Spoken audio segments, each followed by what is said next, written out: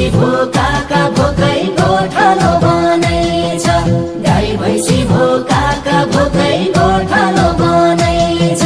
खै के भन्नु कोलाई भन्नु